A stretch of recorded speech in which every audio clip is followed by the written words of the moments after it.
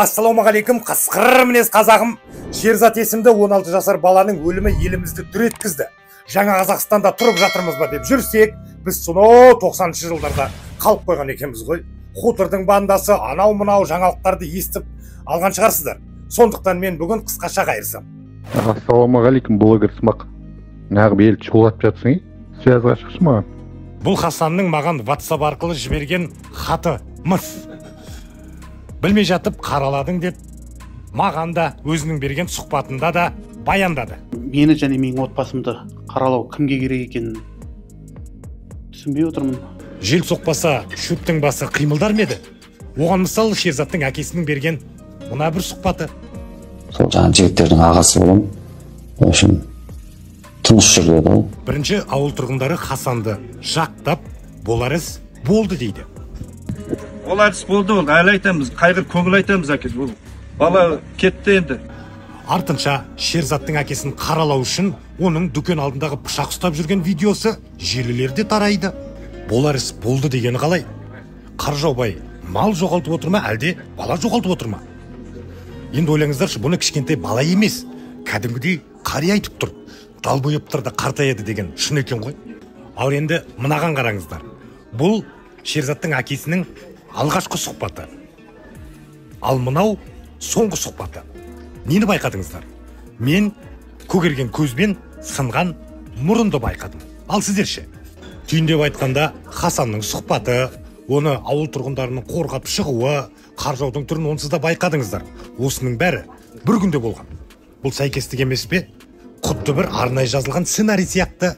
Шыны керек, біз 30 жыл бойы осындай сценарийлерді көріп шаршадық. Кинодан шаршадық. Бізге тек әділдік керек. Түсінесіздер ме? Әділдік. Иә, бұл кешегі түсірілім. Менің Instagram және TikTok желіме салынған видео. Шынымен Шерзаттың өлімін зерттей келе сұмдық жайттардың куәсі болып отырмыз. Аңнан туған шибөрілер ғой.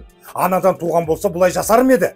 Шерзатты өлтірген шақалдардың қасында жүрген екі қызға тоқталсақ.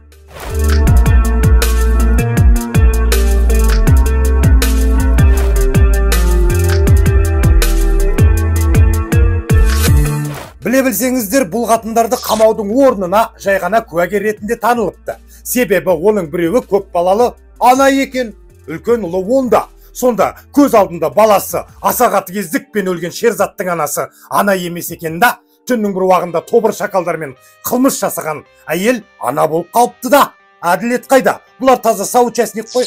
Ойбай кезінде Бишімбаевтың жанында болған Байжанов та қылмыс кезінде шара қолданбаған үшін сотталып кетті ғой. Сол сияқты бұларды да түрмеде шіріту керек. Ана деп қояды ғой. Ана деген атаудан садаға кеткірлер. Біздің кейбір қыздар көттеріне қысым келгенде ғана өздерінің ана екенін естеріне түсіріп жатады. Жарайды, бұларды қойшы. Күні кеше белгісіз біреулер дүкеннің ішінде орналасқан камераның видеоларын желіге салып жіберген. Әрине, бұл жерде не қалай болғаны түсініксіз. Десе де полиция бұл видеодағы әрекеттерге өзінше түсініктеме берді. Материал үлкен болғандықтан асықпай қарап шығыңыздар. Мына жерге назар аударсаңыз, уақытын 23:42-де болып тұр. Басталып негізгі онлайн уақытпен записьтің уақыты 20 минут айырмашылығы бар. На записьте 20 минут алға кетіп отыр, видеозапись. Оны анықтадық, оны тексердік. Елесіне тоқтат жүріңіз.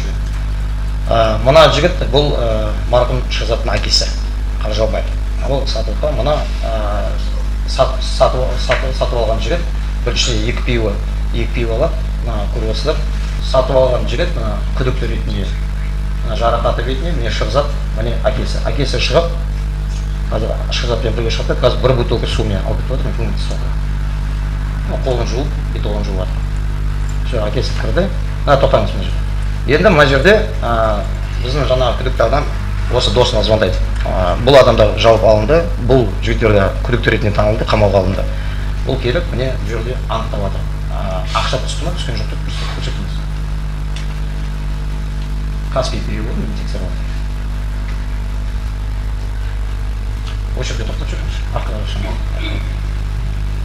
Осы уақытта арқаға тұрыңыз, кассаның ішінде.